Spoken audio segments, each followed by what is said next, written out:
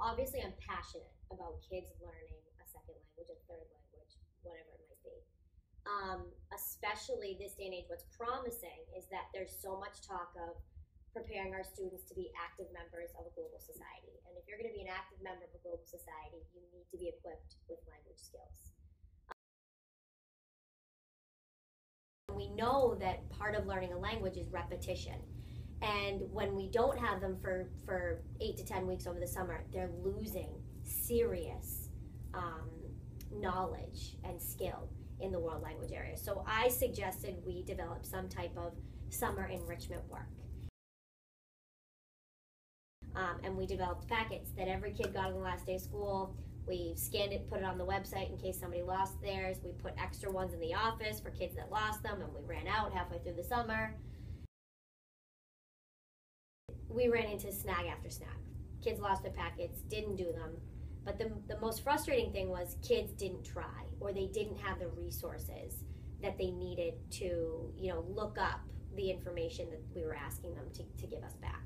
They weren't invested, they weren't engaged in this. And then the biggest issue was we held them accountable for those. So teachers had to go through and grade packets that were based on a full year's curriculum. So there were 10 to 15 pages of material that these kids had sort of half done, and they spent hours grading kids on this stuff that the kids weren't trying hard at. So it was a complete loss on the students' time, loss on the teachers' time. I think you guys came by here when you talked about retention. I mean, one of the concerns was, oh my gosh, does this company think they can come in and replace high school programs and high school curriculums, and teachers will be just people sitting behind desks teaching world language? But when you spoke about retaining a language and refining skills and practicing skills, it immediately triggered our summer program. And I immediately thought this would be much more engaging. This is much more reflective of a 21st century activity where kids are on the internet, interacting. There's the visual supports for them. So it spoke to our program. It supported what we were trying to do. And I think it made it better. I had a lot of students comment on the visual piece as well and said, I'm a huge visual learner, and those pictures, I can't forget those pictures. I had one kid trying to convince me he'd done the work this summer, and he's like, well, I remember the picture of the skyscraper. There was like one that looked like this. I'm like, oh my God. So just tapping into that visual piece in addition to the spoken piece of the language was huge for them. The other thing too we've got to talk about is the way that you prompted these kids to get this work done. Those weekly emails, parents, I heard from parents, thanks for the weekly emails, it really kept us.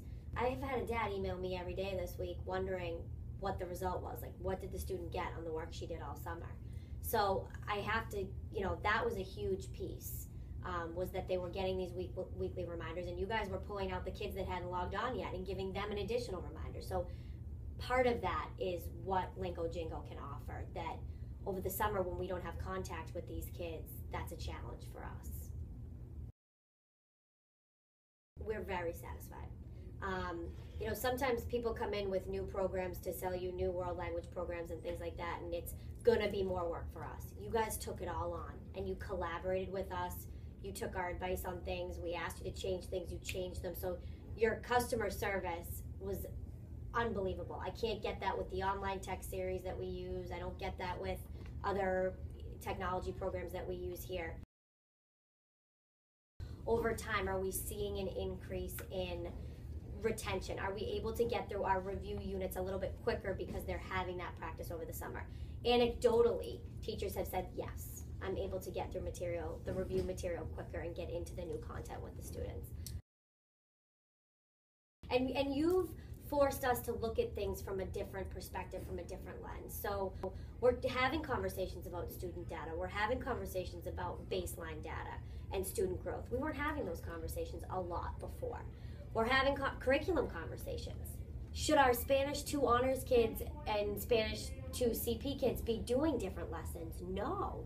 So this has forced us to look at things from a different lens and offered us some areas of improvement as well. So I mean, I welcome any opportunity for us to grow and engage our students. So it's kind of like we're winning in both arenas. The kids are engaged and motivated, and we're able to look at ourselves in a different way as well. It is a wonderful resource for middle school kids. It's a wonderful resource for vocabulary learning. And I think the greatest benefit we saw was what it did for our kids over the summer.